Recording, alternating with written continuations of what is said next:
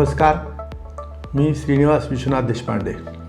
माझा Konkan trails new लीफमध्ये दापोलीच्या जवळ जी प्रोजेक्ट आहे फार्म हाऊसेसचा, तिथं 353 नंबरचा माझा प्लॉट आहे। साधारणतः 4.5 गुंठेचा प्लॉट आहे आणि आता अशी स्टेज आलेली आहे की मी जवळपास माझा आराखडा प्लॅन फायनल केलेला आहे आणि बांधकाम साधारणतः यामध्ये माझं चालू होईल। विशेषतः कोकण ट्रेल म्हणजे मी कोकणामध्ये फार पूर्वीपासून काम केले नाही, एक अफेक्शन मला कोकणबद्दल होतंच सिन्स 1987 आय वॉज देअर। आणि दापोलीला मला असं वाटलं होतं की आपलं एक डेस्टिनेशन होईल, पण योगायोगानं हा त्या ठिकाणी प्रकल्प झाला आणि मला ते खूप आवडलं आणि खूप जागा सुंदर आहे। म्हणजे सहज सांगायला हरकत नाही, ज्या दिवशी मी पहिल्यांदा गेलो माझ्या मिसेससोबत रजिस्ट्रेशनसाठी, तर तो दापोली दाभोळ रोड सुटला आणि तो नागमोडी लाल रस्ता सुरू झाला लाल मातीचा, तर चित्तचोरमधलं गाणं आठवलं, गोरी तेरा गाव बडा प्यारा मैं तो गया हारा, आणि तिथं मग अगदी अट्रॅक्ट झालो।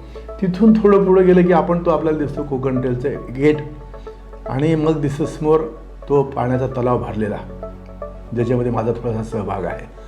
राईट साईडला दिसतं आपल्याला ट्रान्सफॉर्मर, म्हणजे लोकांना गेल्या गेल्या दिसतं की पाणी आहे आणि लाईट आहे। आणि थोडं पुढं गेलं डावीकडे वळून पाहिलं की आपल्याला दिसतं कोकण ट्रेलचं क्लब हाऊस, आणि जशी डोक्यावर टिकली असते तशी त्या कोकण ट्रेलच्या क्लब हाऊसला सोलार पॅनल बसलेले आहेत। म्हणजे तिन्ही गोष्टी गेल्या गेल्या अट्रॅक्ट होतात की हे एन्व्हायरमेंटल फ्री हा कार्यक्रम इथं आहे। तिथे गेल्यानंतर काही वाईब्स आहे तिथल्या, इतकं प्रसन्न आणि सुंदर वाटतं तिथं। उन्हाळा असो, पावसाळा असो की हिवाळा असो, एव्हरी वेदर इज बेस्ट। आणि काल परवा आम्हाला जाताना वाटेत मोर दिसले, एकदम अक्षय रस्त्यात अशी गाडी थांबवावी लागली, उड्या मारत उडत मारत मोर गेले। हे सगळं कुठंतरी स्वप्नात होतं की आपलं असं घर असावं। अशा प्रकारचा स्वच्छ सुंदर प्रकल्प माझ्या पाहण्यात नाही आहे आणि मला अभिमान आहे की त्या ठिकाणी माझं घर होणार आहे। चला, हा सगळा प्रकल्प पूर्ण होण्यासाठी माझ्या सगळ्यांना मनपूर्वक शुभेच्छा, आणि लवकरात लवकर हा प्रकल्प पूर्ण व्हावं, नंदनवन व्हावं हीच माझी इच्छा।